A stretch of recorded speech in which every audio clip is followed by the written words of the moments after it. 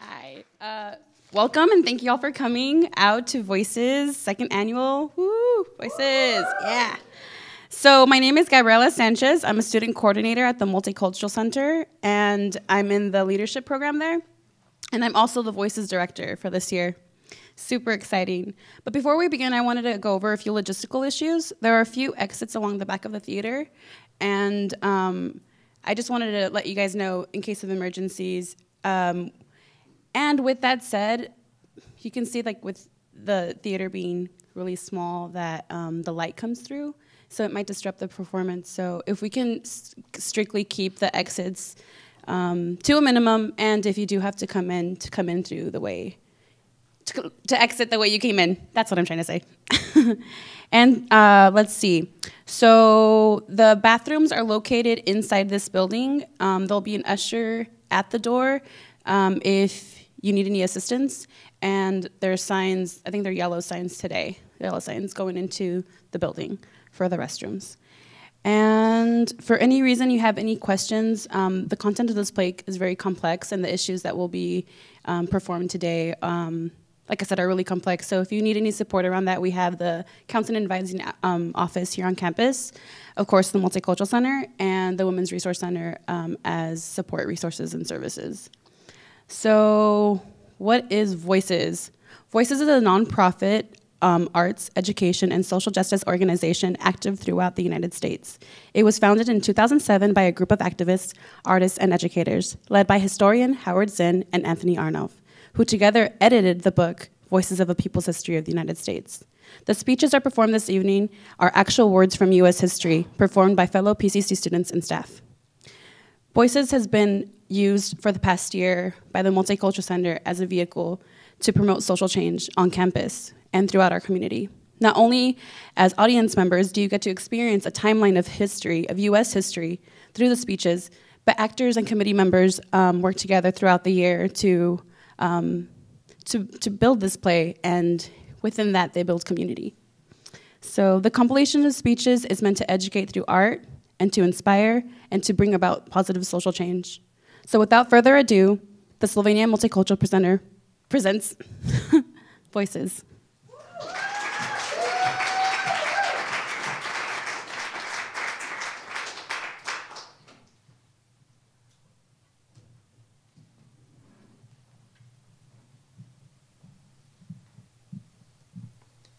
In recent years, historians have begun to challenge the idealized, romanticized picture of Christopher Columbus.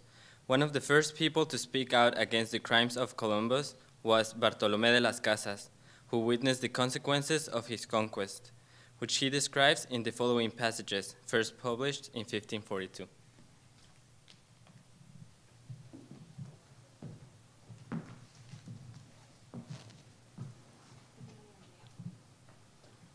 The Indies were discovered in the year 1492. 49 years have passed since the first settlers penetrated the land, the first being the large and most happy isle called Hispaniola, perhaps the most densely populated place in the world. There must have been 200 leagues of land on this island, and all the land so far discovered is a beehive of people. It is as though God had crowded into these lands the great majority of mankind. And of all the infinite universe of humanity, these people are the most guileless, the most devoid of wickedness and duplicity, the most obedient and faithful to their native masters and to the Spanish Christians whom they serve. And because they are so weak and complacent, they are less able to endure heavy labor and soon die of no matter what malady.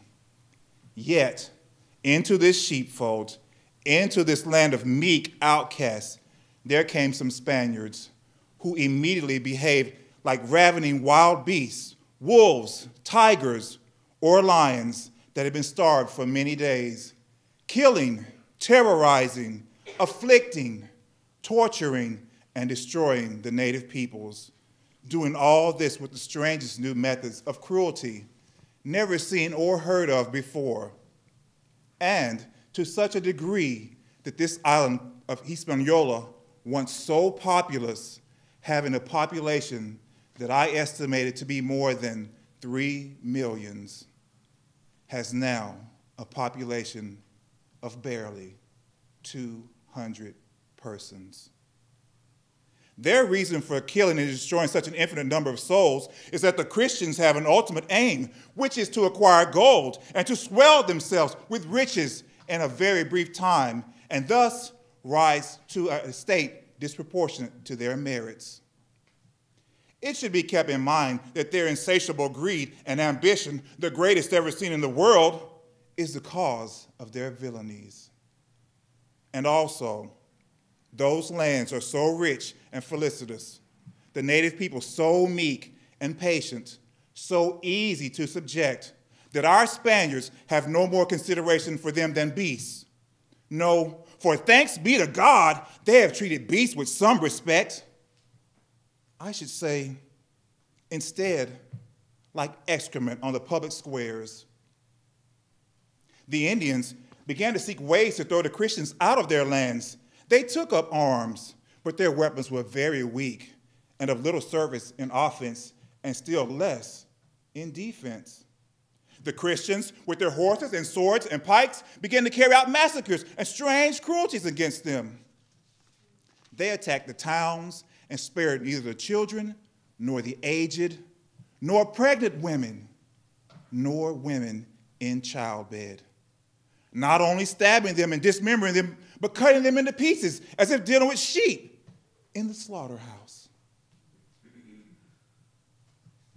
They made some low, wide gallows on which the hanged victim's feet almost touched the ground, stringing their victims up in lots of 13 in memory of our Redeemer and his 12 apostles.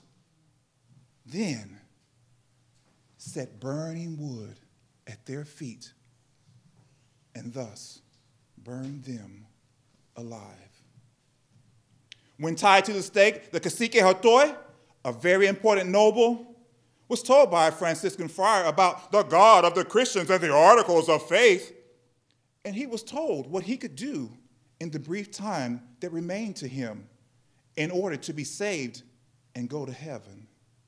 The cacique, who had never heard of any of this before, and was told he would go to Inferno, where if he did not adopt the Christian faith, he would suffer eternal torment. Asked the Franciscan friar if all Christians went to heaven. When told that they did, he said he would prefer to go to hell.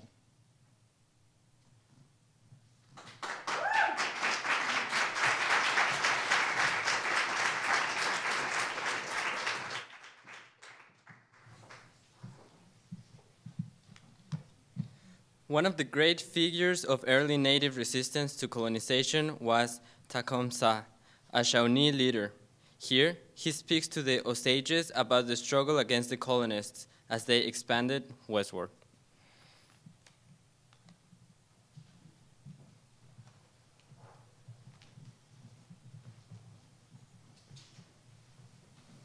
Brothers, we all belong to one family. We are all children of the Great Spirit. We walk the same path, slake our thirst at the same stream. Brothers, we are friends. We must assist each other to bear our burdens. The blood of many of our brothers and fathers has poured like water on the earth. We must ourselves battle the threat between us. We ourselves are threatened with the great evil. Nothing will pacify the white man but the destruction of all red men. Brothers, when the white man first set foot on the ground that we hunt, they were hungry. They were feeble. They could do nothing for themselves. They had nowhere to spread their blankets or to kindle their fires. And we commiserated their distress, and we shared with them whatever the Great Spirit has given to his red child. They gave them warmth, food when hungry, medicine when sick, and they spread skins on the ground for them to sleep. They gave them grounds in which they could hunt and raise corn. Brothers, the white men are like poisonous serpents. When chilled, they are feeble and meek, but invigorate them with warmth, and they will sting their benefactors to death. And now the white man came to us meek and feeble, and now we've made them strong, and now nothing will satisfy them but the whole of our hunting ground. Brothers, who are these white people that we should fear them? They cannot run fast, and they make good aims to shoot. We have killed many of them. Our fathers have killed many of them. We will stain the earth red with their blood. Brothers, we must be united. We must smoke from the same pipe. We must fight each other's burdens and battles, and more than all, we must love the Great Spirit, for He is for us, and He will make all of His red children happy. Oh, matakwayasan.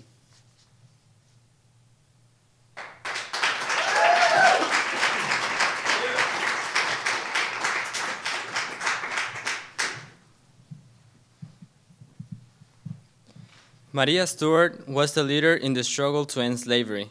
Stewart's writings, speeches, and activism were directed primarily at black rather than white abolitionists. In 1831, she wrote the first public manifesto of an African-American woman in U.S. history, and in 1833, she delivered this speech at the African Masonic Hall.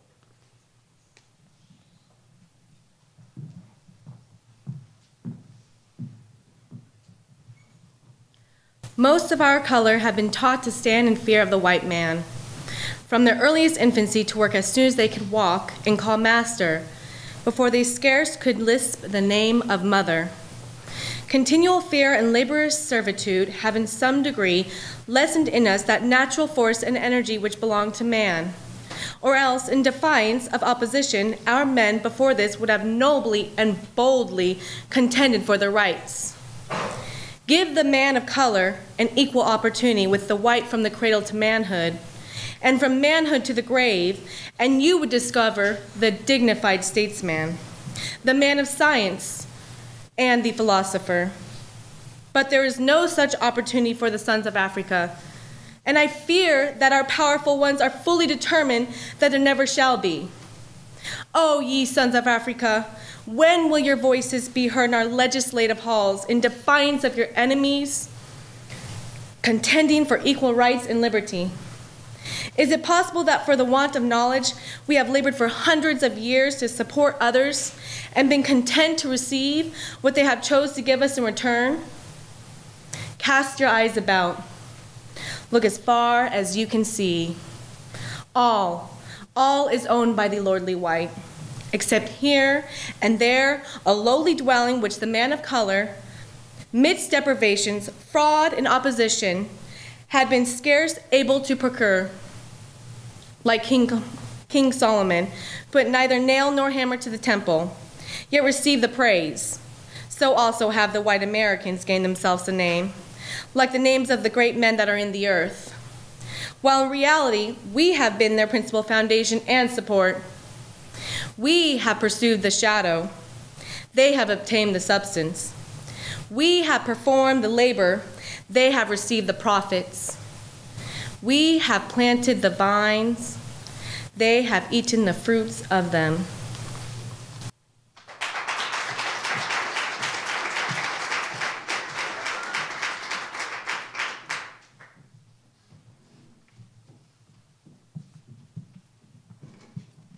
In this editorial from 1848, The North Star, the abolitionist newspaper edited in Rochester, New York by Frederick Douglass, argues the case against the war on Mexico.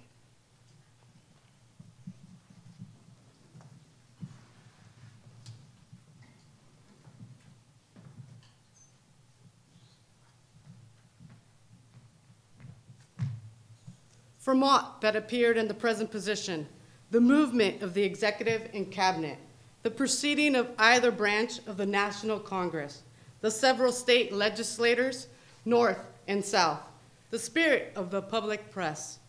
Slight hope can rationally be predicted of a very speedy termination of the present disgraceful, cruel, and iniquitous war with our sister republic. Mexico seems doomed in Anglo-Saxon cupidity and love of dominion. Determination of our slaveholding president to prosecute the war, and the probability of his success in wringing from the people men and money to carry it on is made evident rather than doubtful by the puny opposition arrayed against him. No politician of any considerable distinction or eminence seemed willing to hazard his popularity with his party or stem the fierce current of the executive influence by an open and unqualified disproportion of the war. None seem willing to take their stand for peace at all risk, and all seem willing that the war should be carried on in some form or other. We have no preference for party regarding this slave-holding crusade. The one is as bad as the other. The friend of peace have nothing to hope from either.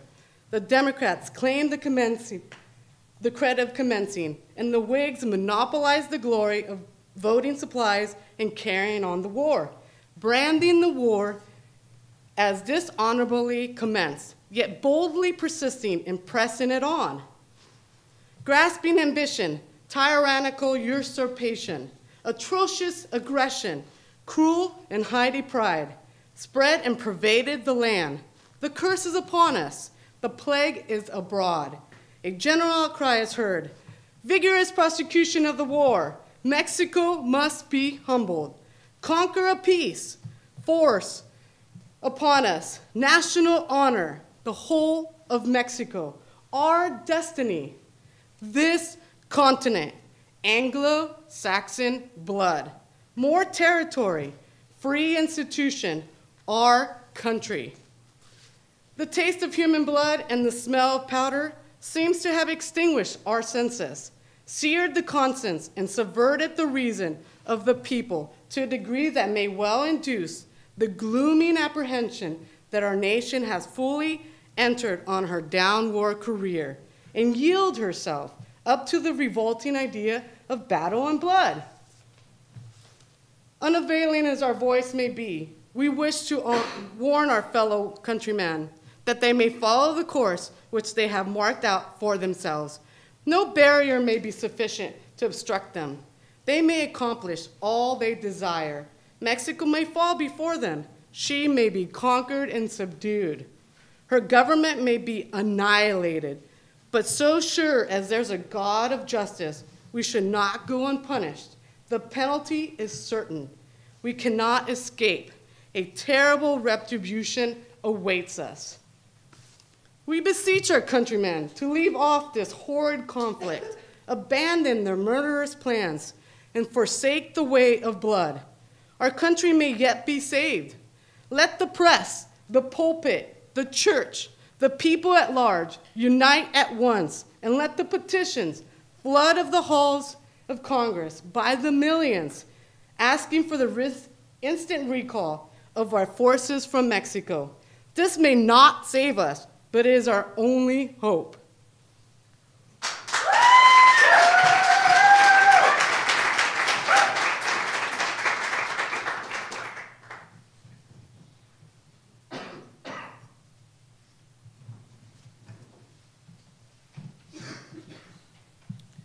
Here, the black abolitionist Sojourner Truth, who was freed from slavery in 1827, speaks to a gathering of feminists in Akron, Ohio, in 1851.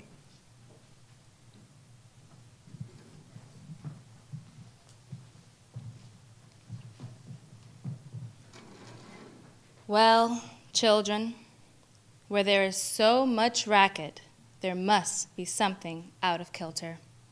I think that twixt the Negroes of the South and the women at the North, all talking about rights, the white men will be in a fix pretty soon. But what's all this here talking about? That man over there says that women need to be helped into carriages and lifted over ditches and to have the best place everywhere. Nobody ever helps me into carriages or over mud puddles or gives me any best place. And ain't I a woman? Look at me. Look at my arm.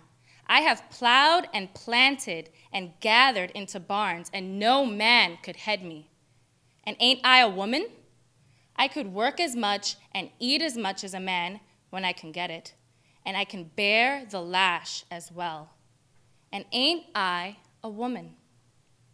I have borne 13 children and have seen most of all sold into slavery.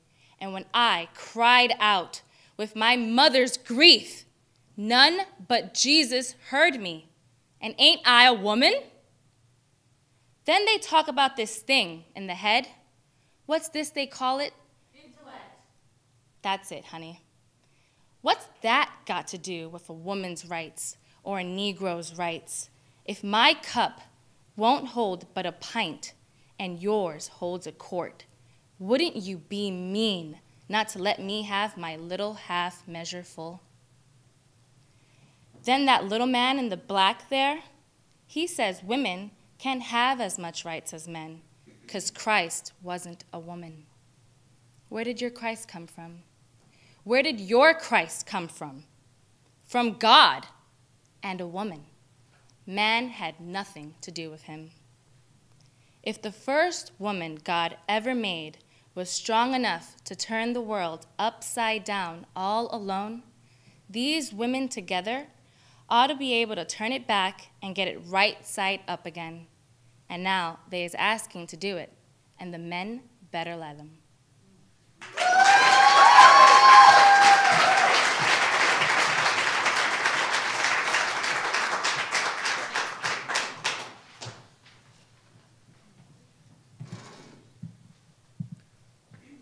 July 4th is held up as a day to celebrate the struggle for freedom and independence. But the great abolitionist, Frederick Douglass, dared to challenge the exaltation of the holiday. Here is part of his remarkable address to the Rochester's Ladies Anti-Slavery Society in July 1852.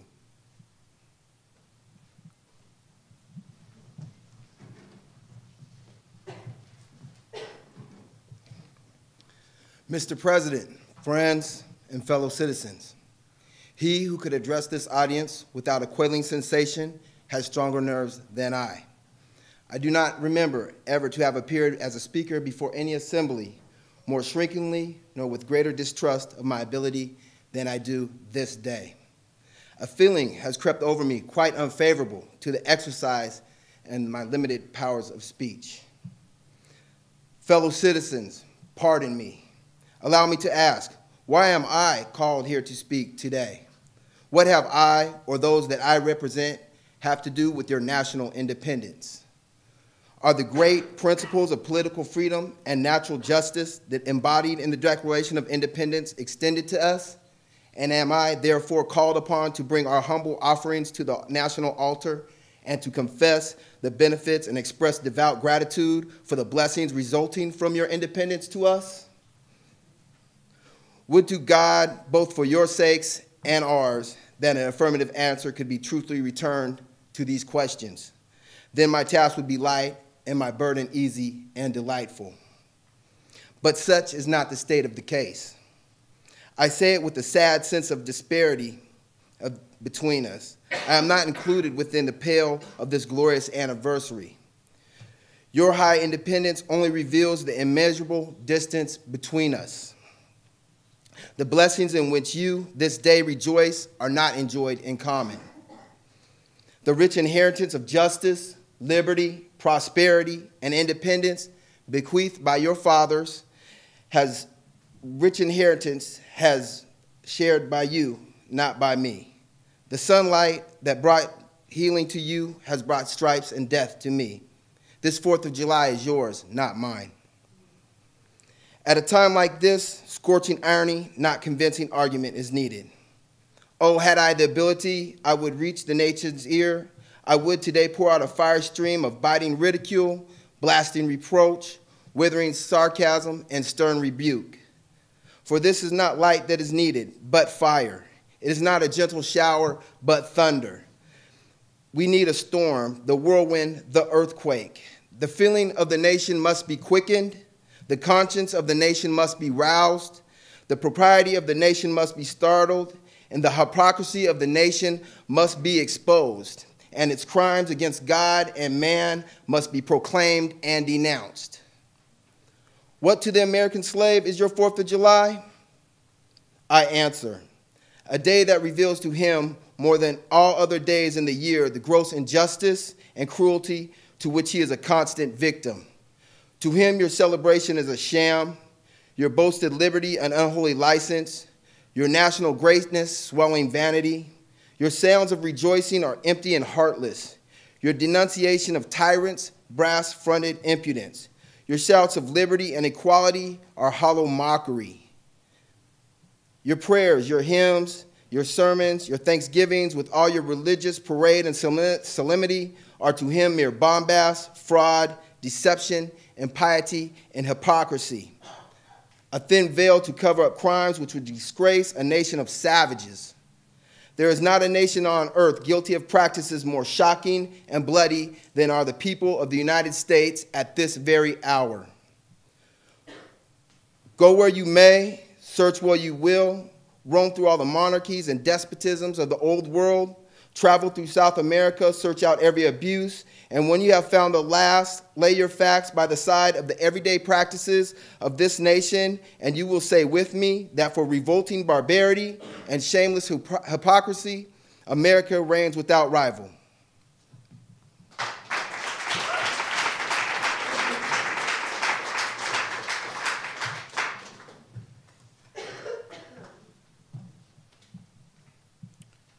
On October 16th, 1859, John Brown and nearly 24 slaves seized the armory at Harper's Ferry in West Virginia, hoping to use his massive arsenal in the struggle to end slavery. Captured and brought to trial at nearby Charlestown, Brown was found guilty of treason. 1 month before his execution, he addressed a courtroom in Charlestown, West Virginia.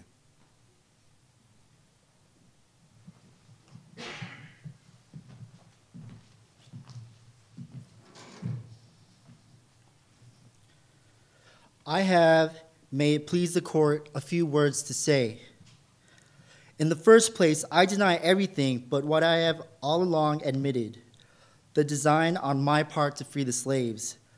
I intended certainly to have made a clear thing of that matter, as I did last winter when I went into Missouri, and there took slaves without the snapping of a gun on either side, moved them through the country, and finally left them in Canada. I designed to have done the same thing again on a larger scale. That is all I intended. I never did intend to murder or treason or the destruction of property or to excite or incite slaves to rebellion or to make insurrection. I have another objection, and that is, it is unjust that I should suffer such a penalty had I interfered in the manner which I admit and which I admit has been fairly proved, had I so interfered in behalf of the rich, the powerful, the intelligent, the so-called great, or in behalf of any of their friends, either father, mother, brother, sister, wife, or children, or any of that class, and suffered and sacrificed what I have in this interference, it would have been all right, and every man in this court would have deemed it an act worthy of reward rather than punishment.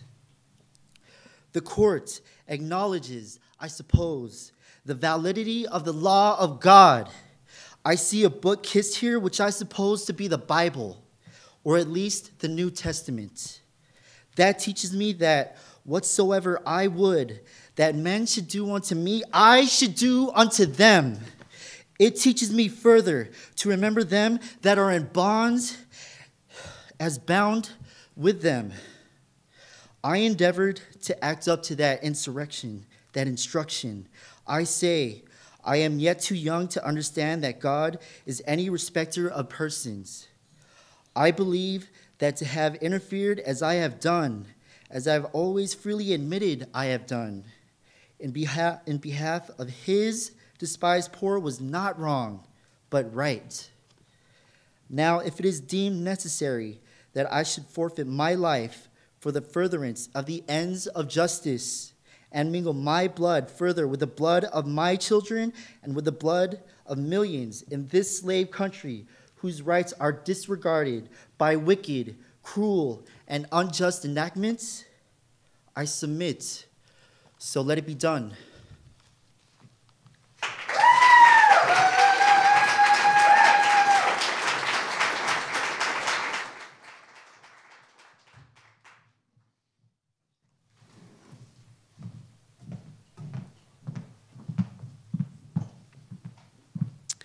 In November 1872, Susan B. Anthony was one of 14 women who defied the law and cast a ballot in the presidential election. Anthony was arrested for knowingly voting without having a lawful right to vote. And on June 18, 1873, she was found guilty. The next day, when her lawyer appealed the verdict, she addressed the court in response to a question from the judge, Ward Hunt.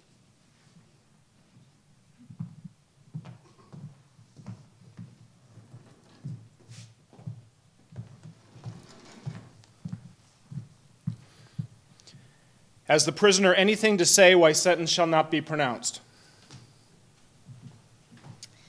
Yes, Your Honor. I have many things to say, for in your ordered verdict of guilty, you have trampled underfoot every vital principle of our government. My natural rights, my civil rights, my political rights, my judicial rights are all alike ignored. Robbed of the fundamental privilege of citizenship, I am degraded from the status of a citizen to that of a subject. And not only myself individually, but all of my sex are, by your Honor's verdict, doomed to political subjection under this so-called Republican form of government. The court cannot listen to a rehearsal of an argument which the prisoner's counsel has already consumed 3 hours in presenting. May it please your Honor, I am not arguing the question, but simply stating the reasons why sentence cannot, in justice, be pronounced against me. Your denial of my citizens' right to vote is the denial of my right of consent as one of the governed, the denial of my right of representation as one of the taxed, the denial of my right to a trial by a jury of my peers as an offender against law. Therefore, the denial of my sacred right to life, liberty, property, The court cannot allow the prisoner to go on. But your Honor will not deny me this one and only poor privilege of protest against this high-handed outrage upon my citizens' rights. The court must insist. The prisoner has been tried according to the established forms of law.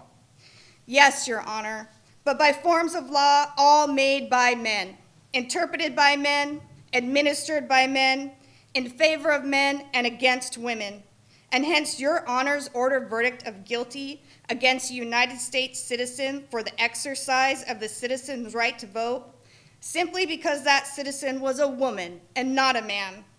But yesterday, the same man-made forms of law declared it a crime punishable with $1,000 fine and 6 months imprisonment to give a cup of cold water, a crust of bread, or a night's shelter to a panting fugitive tracking his way to Canada. And every man and woman in whose veins coursed a drop of human sympathy violated that wicked law, reckless of consequences, and was justified in doing so. As in the slaves who got their freedom had to take it over or under or through the unjust forms of law, precisely so now must women take it to get right to a voice in this government. And I have taken mine and mean to take it at every opportunity. The court must insist. The sentence of the court is that you pay a fine of $100 and the cost of the prosecution. May it please your Honor, I will never pay $1 of your unjust penalty. All the stock in trade I possess is a debt of $10,000 incurred by publishing my paper, The Revolution, the sole object of which was to educate all women to do precisely as I have done, rebel against your man-made, unjust, unconstitutional forms of law, which tax, fine, imprison, and hang women, while denying them the right of representation in the government. And I will work on with might and main to pay every dollar of that honest debt, but not a penny shall go to this unjust claim. And I shall earnestly and persistently continue to urge all women to the practical recognition of the old revolutionary maxim, Resistance to tyranny is obedience to God.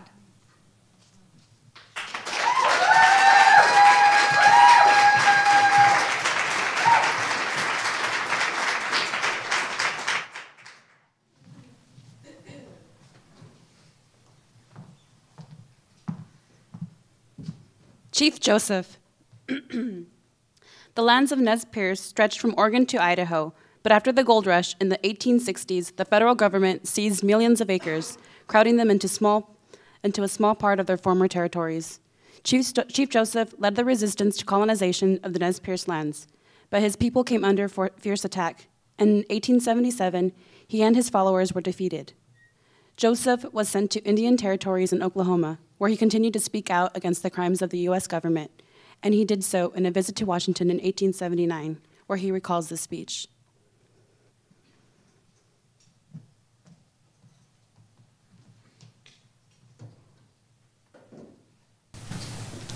At last, I was granted permission to come to Washington and bring my friend Yellow Bull and our interpreter with me. I am glad I came. I've shaken hands with a good many friends, but there are some things I want to know which no one seems able to explain.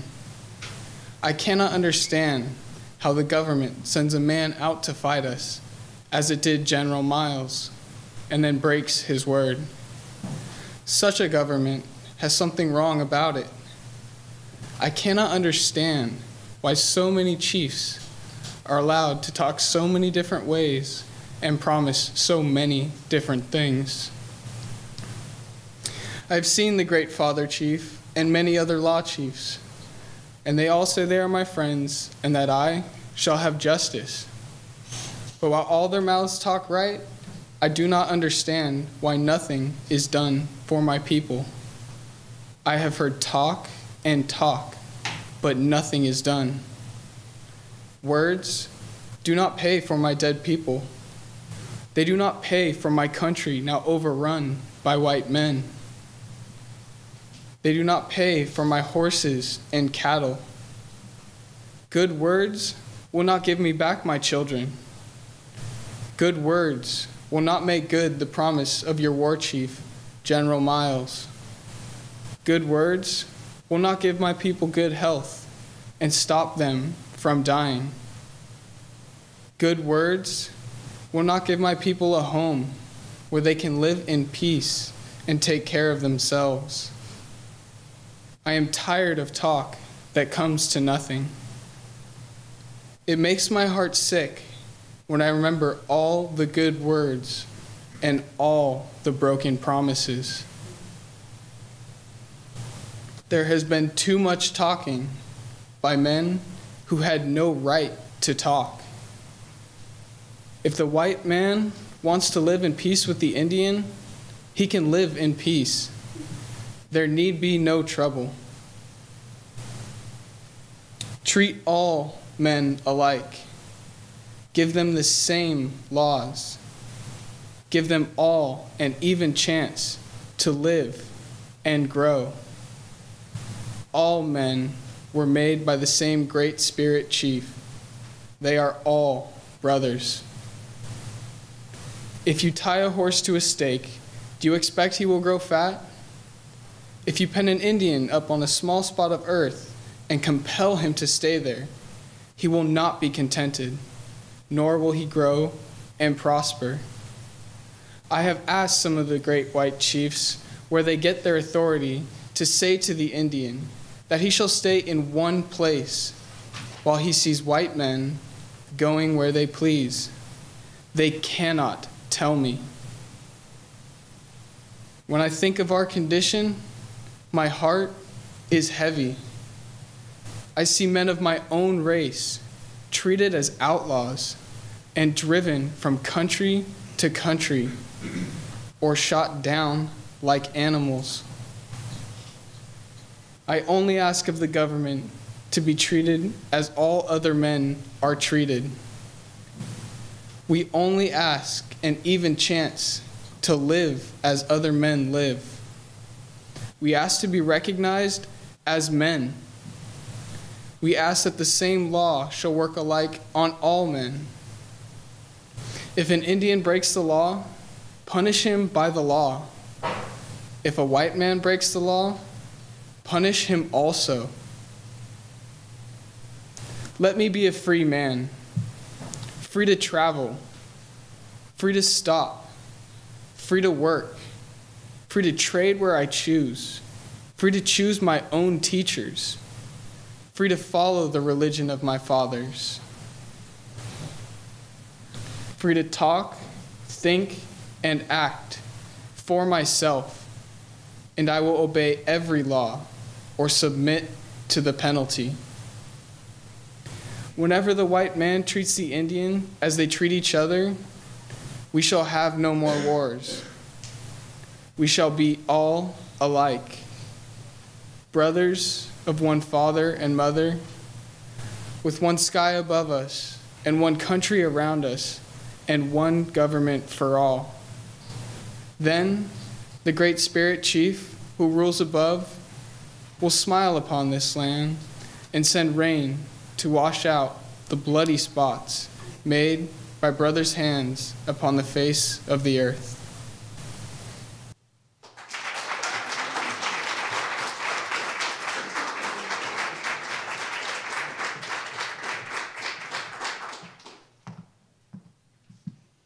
Harriet Hansen-Robinson. When Boston capitalists making use of new canal systems began building textile mills in Lowell, Massachusetts in the early 19th century, they recruited young women from New England as their labor force.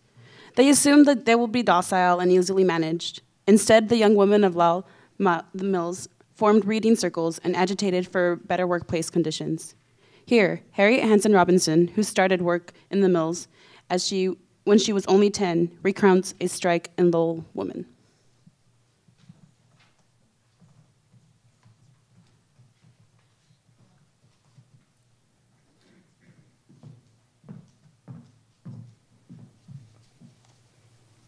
At the time the Lowell cotton mills were started, the factory girl was the lowest among women. In England, and in France particularly, great injustices had been done to her real character. She was subjected to influences that could not fail to destroy her purity and self-respect. In the eyes of her overseer, she was but a brute, slave, to be beaten, pinched, and pushed about. One of the first strikes of the cotton factory operatives that ever took place in this country was that in Lowell in October 1836. When it was announced that wages were to be cut, great indignation was felt, and it was decided to strike in masses. This was done. The mills were shut down, and the girls went in processions from their several corporations to the Grove on Chapel Hill. They listened to incendiary speeches from early labor reformers. One of the girls stood on a pump and gave vent to the feelings of her companions in a neat speech, declaring that it was their duty to resist all attempts at cutting down the wages. This was the first time a woman had spoken in public in Lowell, and the event caused surprise and consternation among her audience. Cutting down the wages was not their only grievance, nor the only cause of this strike. Hitherto, the corporations had paid 25 cents a week towards the board of each operative, and now it was their purpose to have the girls pay the sum. And this, in addition to the cotton wages, would make a difference of at least $1 a week. It was estimated that as many as 1,200 to 1,500 girls turned out and walked through processions through the street. My own recollection of this first strike, or turnout as it was called, is very vivid. I worked in a lower room where I had heard the proposed strike fully, if not vehemently, discussed.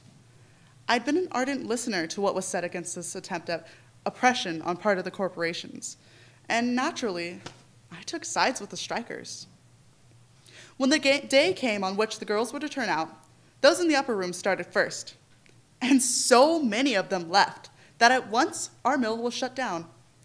Then, when the girls in my room stood irresolute, uncertain what to do, asking each other, would you, or shall we turn out, and not one of them having the courage to lead off, I, who began to think that they would not go out, after all their talk, became impatient and started on ahead, saying with a childish bravado, I don't care what you do, I'm going to turn out, whether anyone else does or not. And I marched out, and I was followed by the others.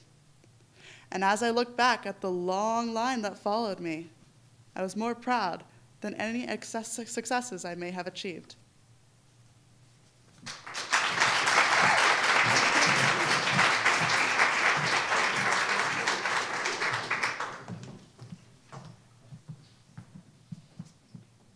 The anarchist organizer Emma Goldman, a founder of the No Conscription League, gave this speech in San Francisco in a period leading up to the outbreak of the First World War.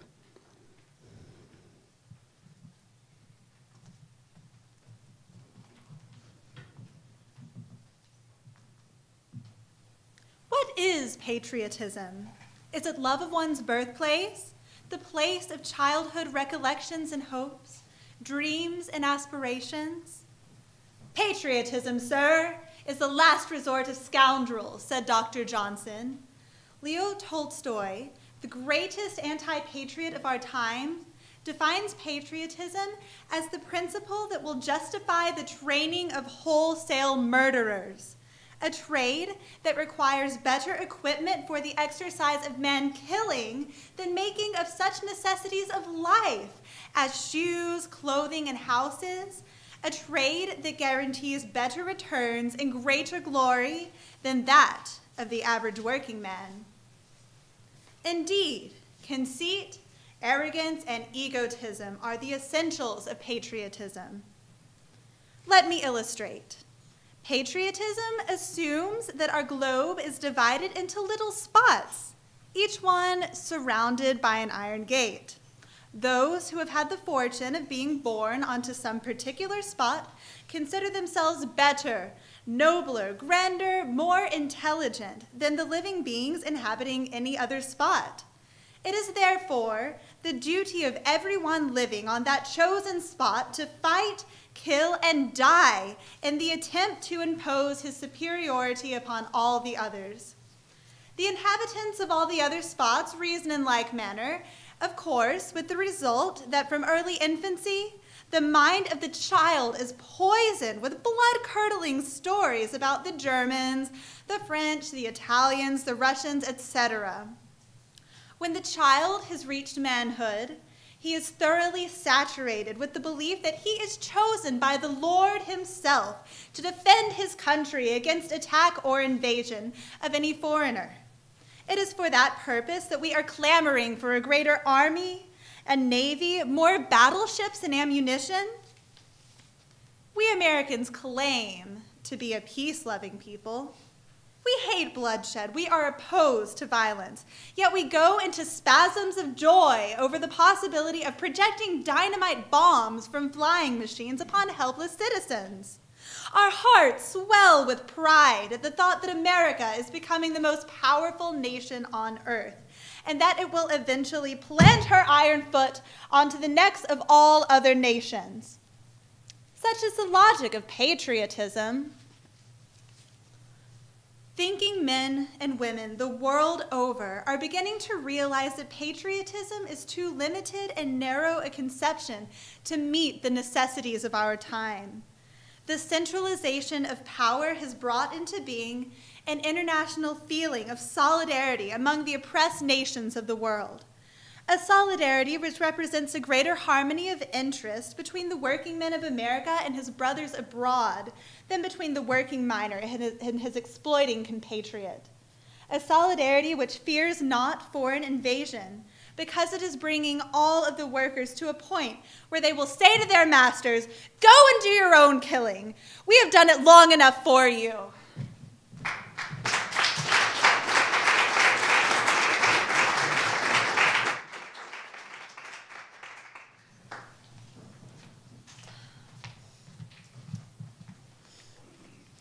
In our schools, we learn about Helen Keller, the deaf and blind girl who became a famous writer, but we do not learn that she was a leading socialist activist. Here is a part of a speech Keller delivered before U.S. entry into the war in 1917.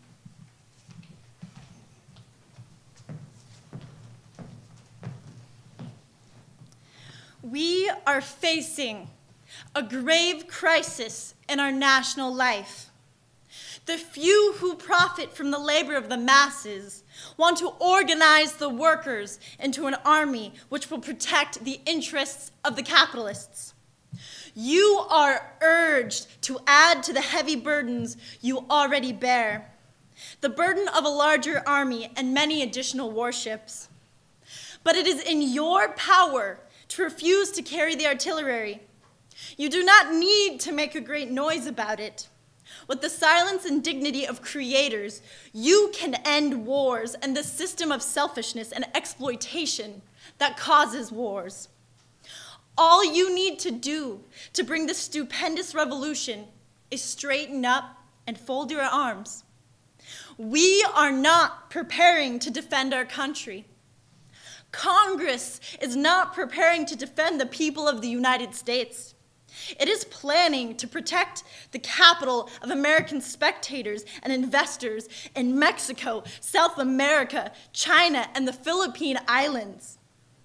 Incidentally, this preparation will benefit the manufacturers of munitions and war machines. A dollar that is not being used to make a slave of some human being is not fulfilling its purpose in the capitalistic scheme.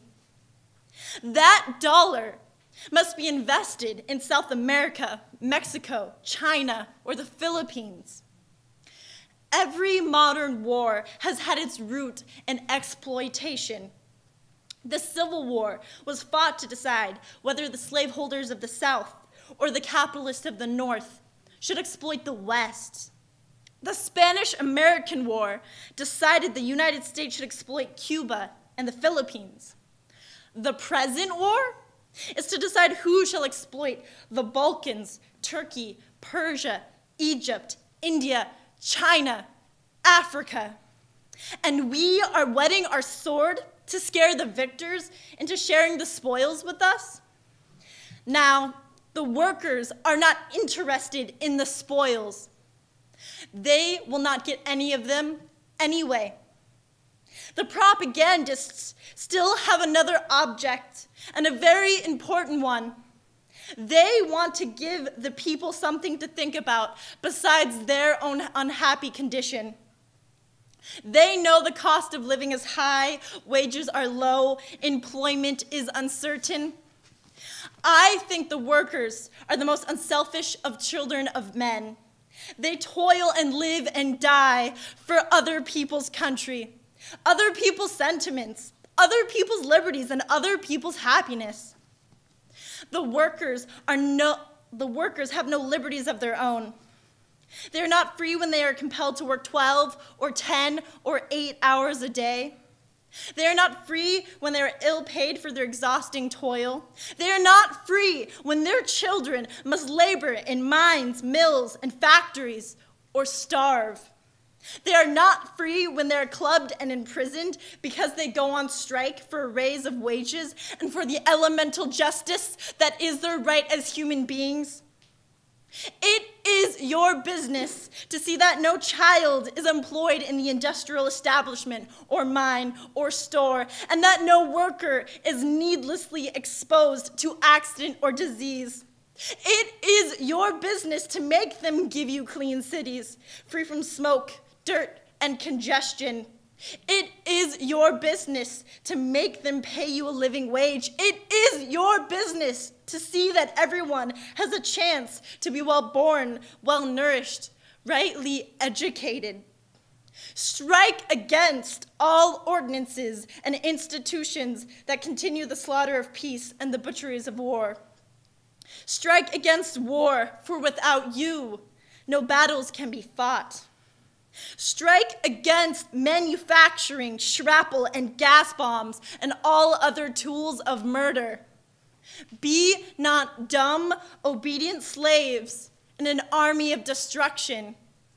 Be heroes in an army of construction.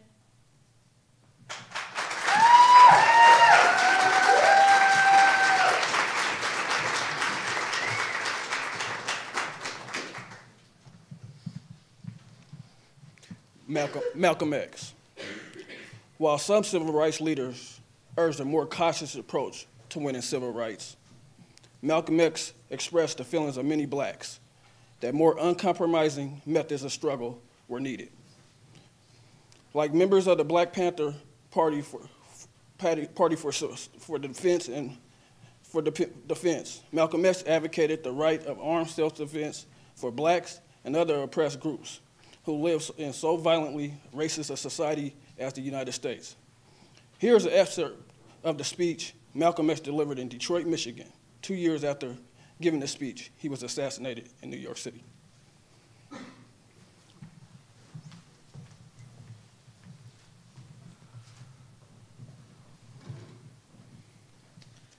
Before I get started, I just want to say that I'm very pleased to be here today. And for all of you that don't know, Malcolm's birthday is tomorrow. We want to have just an off-the-cuff chat between you and me, us. We want to talk right down to earth in a language that everybody here can easily understand. We all agree tonight, all of the speakers have agreed, that America has a very serious problem. Not only does America have a very serious problem, but our people have a very serious problem. America's problem is us. We're her problem. The only reason she has a problem is she doesn't want us here. And every time you look at yourself, be you black, brown, red, yellow, so-called Negro, you represent a person who possesses such a serious problem for America because you're not wanted. Once you face this as a fact, then you can start plotting a course that will make you appear intelligent instead of unintelligent. What you and I need to do is to learn to forget our differences. When we come together, we don't come together as Baptists or Methodists. You don't catch hell because you're a Baptist, and you don't catch hell because you're a Methodist. You don't catch hell, all of us catch hell, because we're not Americans. America doesn't want us. You all catch hell because you're a black man. You catch hell, all of us catch hell for the same reason. So we're all black people, so-called Negroes, second-class citizens, ex-slaves. You don't like to be told that, but what else are you? You are ex-slaves. You didn't come here on the Mayflower. You came here on a slave ship in chains. And you were brought here by the people who came here on the Mayflower. You were brought here by the so-called pilgrims or founding fathers. They were the ones who brought you here. We have a common enemy. We have this in common. We have a common oppressor, a common exploiter, and a common discriminator. But once we realize that we have a common enemy, then we can unite on the basis of what we have in common. And what we have foremost in common is this enemy, the white man. He's an enemy to all of us. And I know some of you don't think that they're not enemies. At least some of them aren't our enemies, but time will tell. Look at the American Revolution in 1776. That revolution was for what? For land. Why? Independence. How was it carried out? Bloodshed. The French Revolution, what was it based on? The landless against the landlord. What was it for? Land. And how did they get it? Bloodshed. The Russian Revolution, what was it based on? Land. The landless against the landlord. And how did they bring it about? Bloodshed. You haven't got a revolution that doesn't involve bloodshed. But you're afraid to bleed. As long as the white man sent you to Korea, you bled. He sent you to Germany, and you bled. He sent you to the South Pacific to fight the Japanese, you bled. You bleed for white people, but when it comes to seeing your own churches being bombed and little black girls murdered, you haven't got any blood. You bleed when the white man says bleed. You bite when the white man says bite. And you bark when the white man says bark. I hate to say this about us, but it's true. How are you going to be nonviolent in Mississippi as nonviolent as you were in Korea? How can you justify being nonviolent in Mississippi and Alabama when your churches are being bombed and your little girls are being murdered? If violence is wrong in America, violence is wrong abroad. If it is wrong to be violent defending black women and black children and black babies and black men, then it is wrong for America to draft us and make us violent in defense of her. And if it is right for America to draft us and teach us how to be violent in defense of her, then it is right for you and me to do whatever is necessary to defend our own people right here in this country.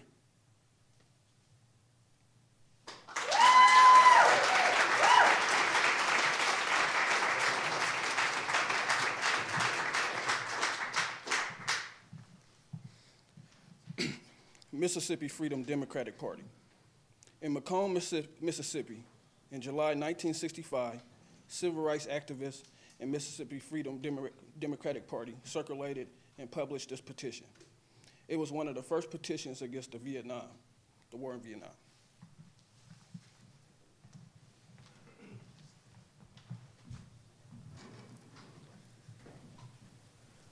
Here are 5 reasons why Negroes should not be in any war fighting for America. 1, no Mississippi Negro should be fighting in Vietnam for the white man's freedom until all the Negro people are free in Mississippi. 2, Negro boys should not honor the draft here in Mississippi. Mothers should encourage their sons not to go. 3, we will gain respect and dignity as a race only by forcing the U.S. government and the Mississippi government to come with guns, dogs, and trucks to take our sons away to fight and be killed protecting Mississippi, Alabama, Georgia, and Louisiana. 4, no one has a right to ask us to risk our lives to kill other colored people in Santo Domingo and Vietnam so that the white American can get richer. We will be looked upon as traitors by all the colored people of the world if the Negro people continue to fight and die without a cause. 5, last week, a white soldier from New Jersey was discharged from the Army because he refused to fight in Vietnam. He went on a hunger strike. Negro boys can do the same thing. We can write and ask our sons if they know what they are fighting for. If he answers freedom, tell him that's what we are fighting for here in Mississippi. And if he says democracy, tell him the truth. We don't know anything about communism, socialism, and all that, but we do know that Negroes have caught hell right here under this American democracy.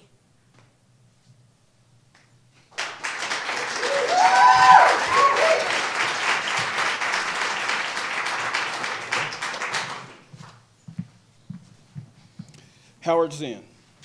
In November 1970, after his arrest along with others who had engaged in a Boston protest at an Army base to block soldiers from being sent to Vietnam, Howard Zinn flew to Johns Hopkins University in Baltimore to take part in a debate with the philosopher Charles Frankel on civil disobedience. He was supposed to appear in court that day in connection with the charges resulting from the Army-based protests. He had a choice: show up to court and miss the opportunity to explain and practice his commitment to civil disobedience, or face the consequences of defying the court order by going to Baltimore. He chose to go. The next day, when he returned to Boston, he went to teach his morning class at Boston University. 2 detectives were waiting outside the classroom and hauled him off to court, where he was sentenced to a few days in jail. Here is a part of his speech that night at Johns Hopkins.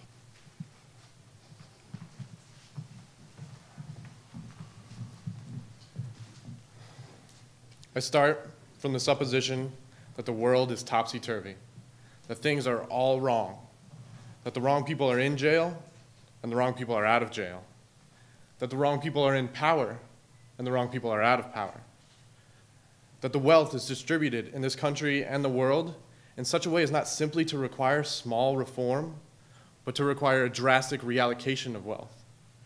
I start from the supposition that we don't have to say too much about this, because all we have to do is think about the state of the world today and realize that things are all upside down. Daniel Berrigan is in jail, a Catholic priest, a poet who opposes the war. And J. Edgar Hoover is free. You see? David Dellinger, who has opposed the war since he was this high and used all of his energy and passion against it, is in danger of going to jail. The men who were responsible for the My Lai massacre are not on trial. They are in Washington, serving various functions, primary and subordinate, that have to do with the unleashing of massacres, which surprise them when they occur. If you don't think, if you just listen to TV and read scholarly things, you actually begin to think that things are not so bad, or that just little things are wrong.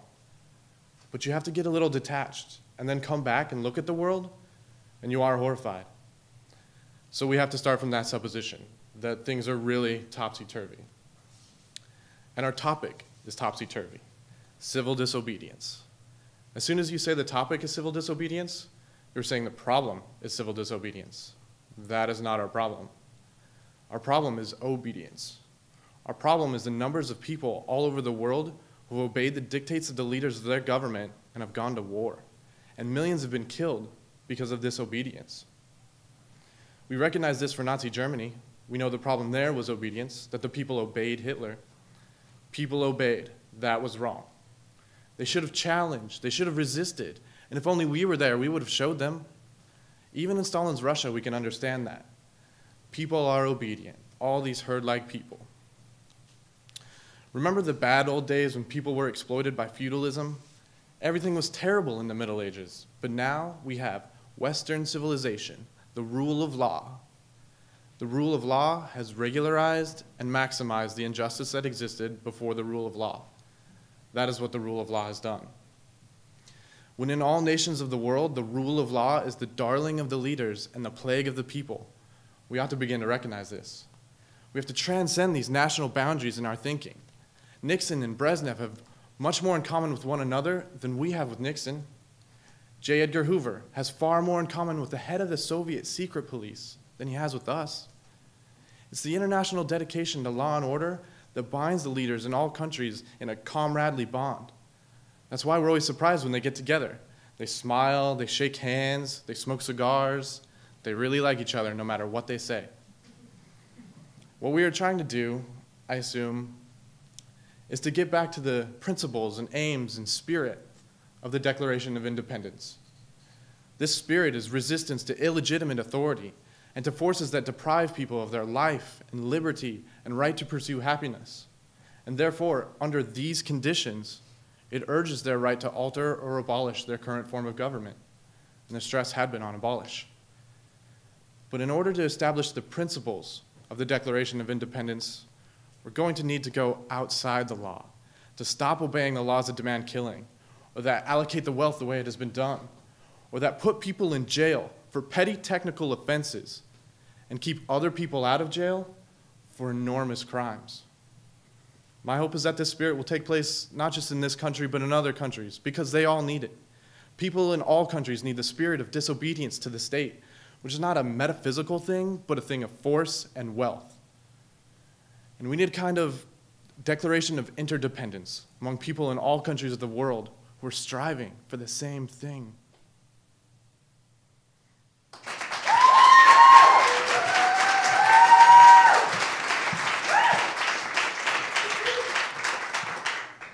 Here, Sylvia Woods, a pioneer in the struggle of the African American and women trade unionists, describes her first experience speaking out against racism.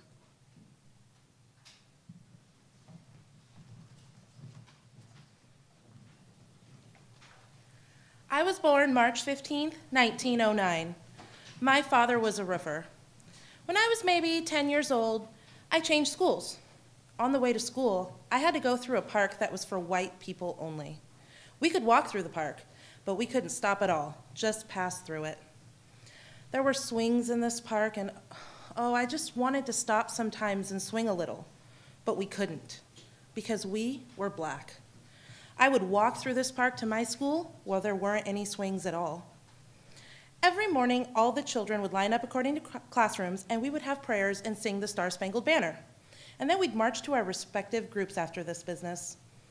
I decided I wasn't going to sing the Star-Spangled Banner. I just stood there every morning, and I didn't sing it. One morning, one of my teachers noticed that I wasn't singing it, so she very quietly called me over and asked me why I wasn't singing the Star-Spangled Banner. I said I just didn't feel like singing it. So she said, well then, you'll have to go into the principal and explain that to him. All of the children in this school do their part, and you've got to do it too. Okay. I went into the principal, and he asked me why I wasn't singing the Star-Spangled Banner. Finally, I told him, because it says the land of the free and the home of the brave, and this is not the land of the free. I don't know who's brave, but I'm not going to sing it anymore. Then he said, why, you've been singing it all along, haven't you? How come you want to stop now? And I told him about coming through the park, and I could only walk in the park, and I couldn't swing in the swings in the park, and I couldn't sit in the park, and I could only walk in Shakespeare Park. Then it couldn't be the land of the free. Who's free? He didn't say anything. And then he said to me, well, you could pledge allegiance to your flag. I said, it's not my flag. The flag is with freedom. If the land is free and the flag is mine, how come I can't do like the white kids?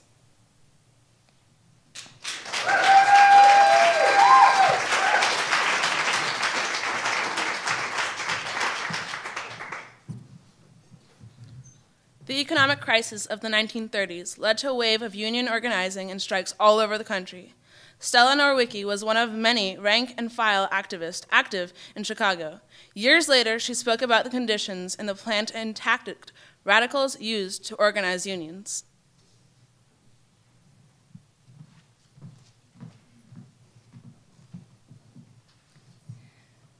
I ran away from home at age 17.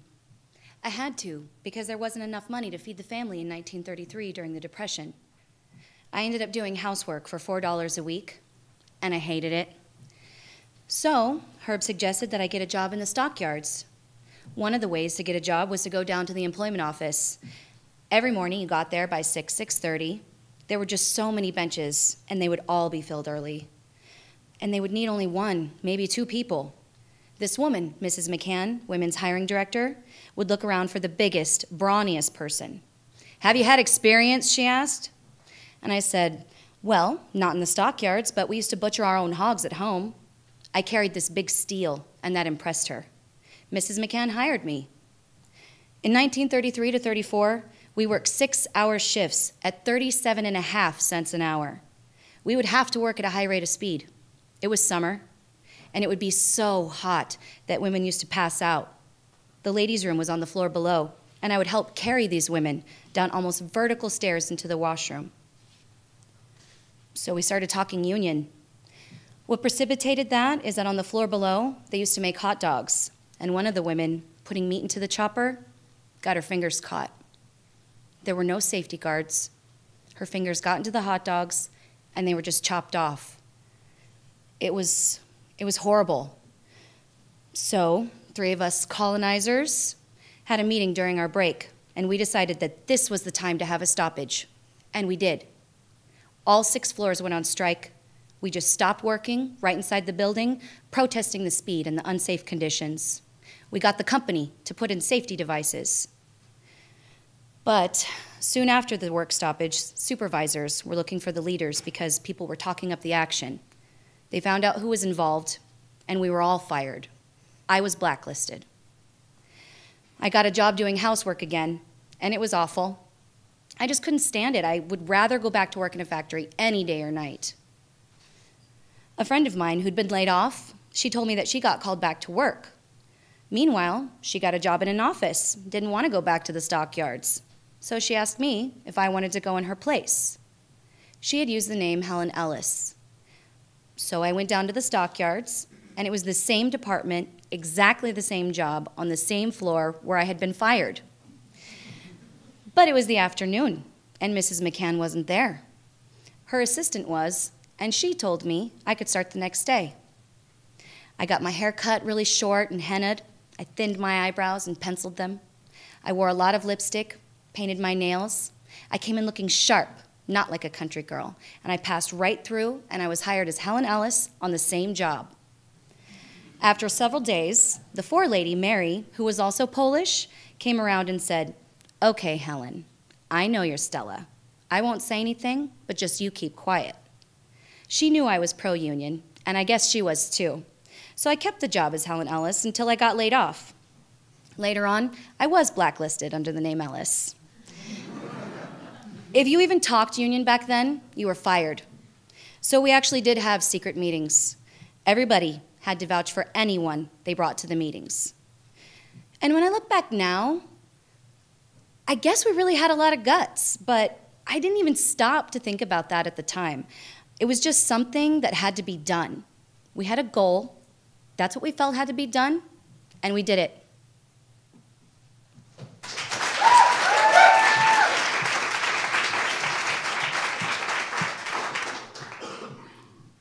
The Japanese-American civil rights activist Yuri Koshiyama was born and raised in San Pedro, California. She and her family were among 120,000 Japanese Americans on the West Coast who were rounded up in a wave of anti-Japanese hysteria that followed the bombing of Pearl Harbor. Here she recalls her experience in the detention camps.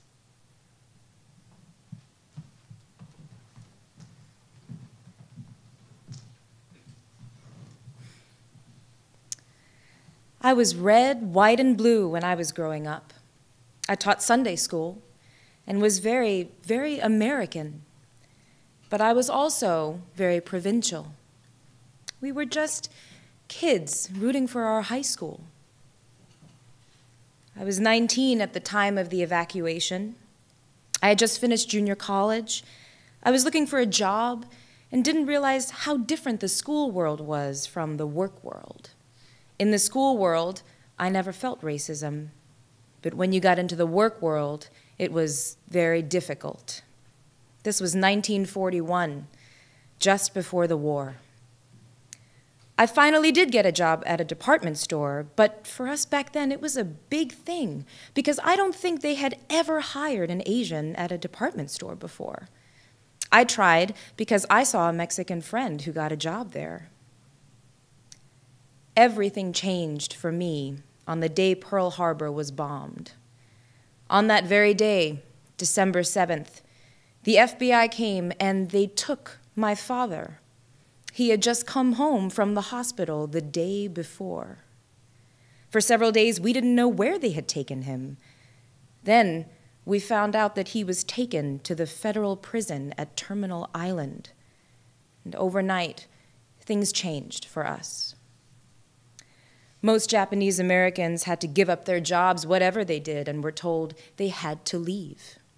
The edict for 9066, President Roosevelt's edict for evacuation, was in February 1942. We were moved to a detention center that April. We were sent to an assembly center in Arcadia, California. It was the largest assembly center on the West Coast, having nearly 20,000 people. There were some smaller centers with about 600 people all along the West Coast, Washington, Oregon, California.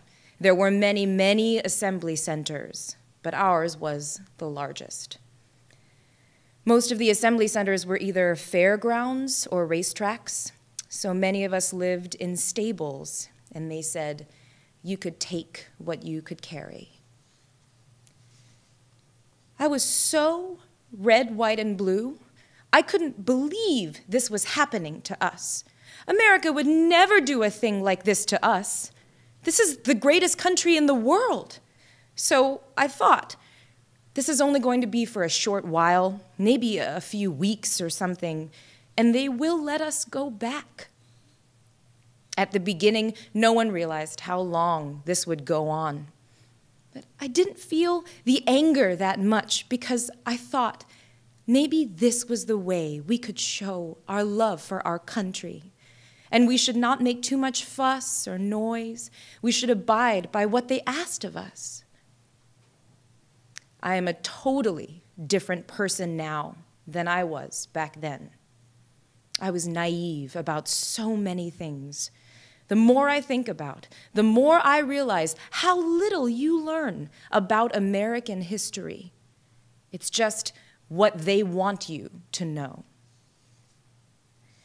We always called the camps relocation centers while we were there.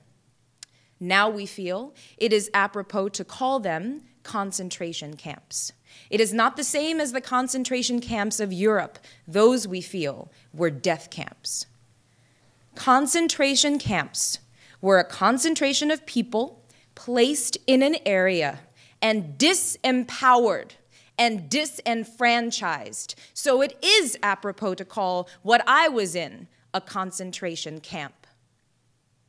Historically, Americans have always been putting people behind walls. First, there were the American Indians who were put on reservations, Africans in slavery, their lives on the plantations, Chicanos doing migratory work, and the kinds of camps they lived in, and even to the Chinese when they worked on the railroad camps where they were almost isolated, dispossessed people, disempowered. And I feel those are the things we should fight against so they won't happen again.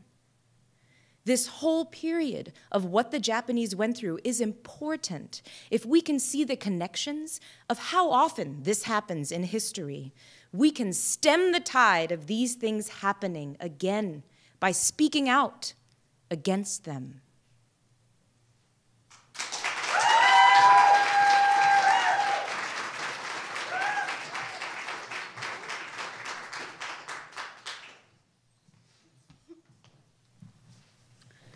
We end with a speech by Cindy Sheehan, whose son Casey was killed in action.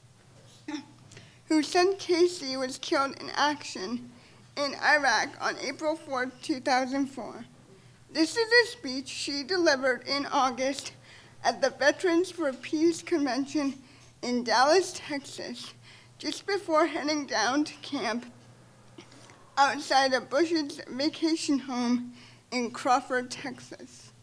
President Bush refused to meet with her, but Sheehan helped galvanize sentiment against the occupation of Iraq.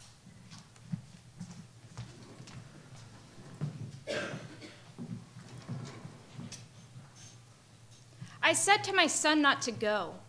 I said, "You know what's wrong. You know you're going over there. You know your unit might have to kill innocent people. You know you might die." And he said, "My buddies are going. If I don't go, my buddies will be in danger." 30 of our bravest young men have already died this month, and it's only the 5th of August. And the tragedy of the Marines in Ohio is awful. But do you think George Bush will interrupt his vacation and go visit the families of the 20 Marines that have died in Ohio this week? No, because he doesn't care. He doesn't have a heart. That's not enough for him to stop his little playing cowboy game in Crawford for 5 weeks. So, as you can imagine, every day, the grieving parents that have lost, I don't like to use that word. The parents whose child was murdered, it's extremely difficult. You can't even get a small scab on our wound because every day it's ripped open. So anyway, when that filth spewer and warmonger George Bush was speaking after the tragedy of the Marines in Ohio, he said a couple things that outraged me. Seriously outraged me. George Bush was talking, and he never mentioned the terrible incident of those Marines, but he did say that the families of the ones who have been killed can rest assured their loved ones died for a noble cause. He also said, and he says this often, and this really drives me crazy, he said that we have to stay in Iraq and complete the mission to honor the sacrifices of the ones who have fallen. And I say, why should I want one more mother to go through what I've gone through? Because my son is dead. You know what? The only way he can honor my son's sacrifice is to bring the rest of our troops home, to make my son's death count for peace and love and not war and hatred like Bush stands for. I don't want him using my son's death or my family's sacrifice to continue the killing. I don't want him to exploit the honor of my son and others to continue the killing. And I just had this brainstorm. I'm going to Crawford. I don't know where Crawford is, but I don't care. I'm going. And I'm going to go, and I'm going to tell them, you get that evil maniac out here because a Gold Star mother, somebody whose son's blood is on his hands, has questions for him. And I'm going to say, okay, listen here, George. Number one, I demand every time you get up and spew the filth that you're continuing the killing in Iraq to honor my son's sacrifice, honoring the fallen heroes by continuing the mission, you say, except Casey Sheehan. You do not have permission to use my son's name. And I'm going to tell him, and I'm going to say, and you tell me what the noble cause is that my son died for. And if he even starts to say freedom and democracy, I'm going to say bullshit. You tell me the truth. You tell me my son died for oil. You tell me my son died to make your friends rich. You tell me my son died so you can spread the cancer of Pax Americana imperialism in the Middle East. You get America out of Iraq, you get Israel out of Palestine, and the terrorism will stop. And if you think I won't say bullshit to the president, then you're wrong, because I will say what's on my mind. So, anyway, I'm going to Crawford tomorrow, and I'm going to say, get George here. And if they say, no, he's not coming out, then I'm going to say, okay, I'm going to put up my tent here, and I'm staying until he comes to talk to me. Another thing that I'm doing is my son was killed in 2004, so I'm not paying my taxes for 2004. And if I get a letter from the IRS, I'm going to say, you killed my son for this. I don't owe you anything. I live in Vacaville, California. If you can find me there, come and get me and put me on trial. It's up to us as moral people to break immoral laws and resist. As soon as the leaders of a country lie to you, they have no authority over you. These maniacs have no authority over us. And they might be able to put our bodies in prison, but they can't put our spirits in prison. When I was growing up, it was communists, and now it's terrorists. So you always have to have somebody that's our enemy to be afraid of, so the war machine can build more bombs and guns and bullets and everything. But I do see hope. I see hope in this country. 58% of the American public is with us. We're preaching to the choir, but not everybody in the choir is singing. If all of the 58% started singing, this war would end.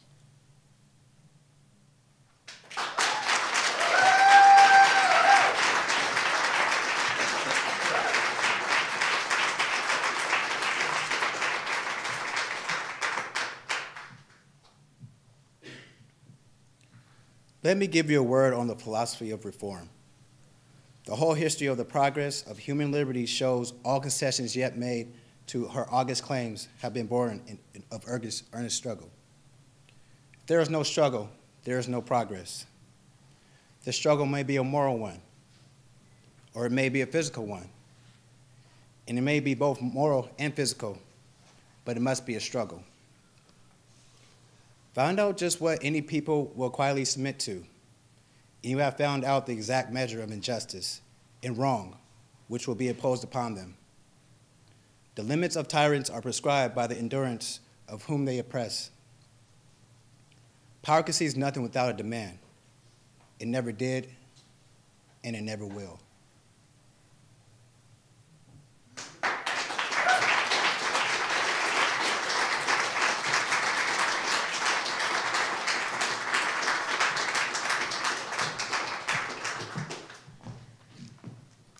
Hello, everybody, and good evening to you all. Thank you again. We really appreciate all your support in coming out tonight. My name is Amada, and I'm a student coordinator with the Multicultural Center here at PCC. And again, my name is Gabriela Sanchez. We're both co-coordinators for the Voices program. This 2011-2012 Voices production has been long awaited, and now that it's here, we like to take time to thank the production crew, our ASL interpreters. We would like to take the opportunity to thank the outreach and marketing, all of the cast and volunteers. Come on out. All the cast. Of course, the Sylvania Multicultural Center, the Sylvania Women's Resource Center, the Illumination Project, Transitions, the PCC Theater Department, Public Safety. At the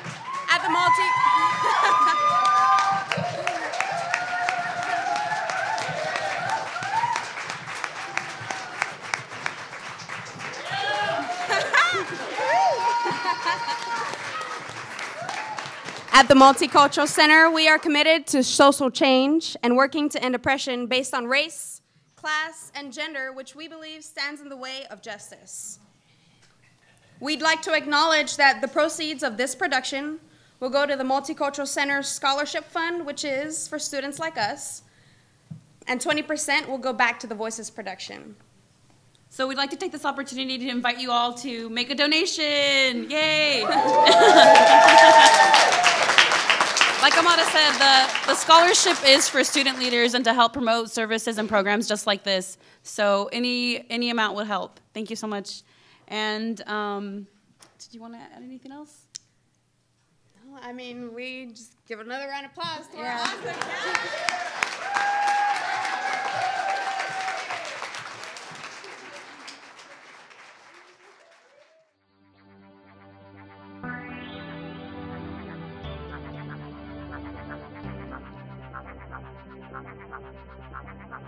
Thank you.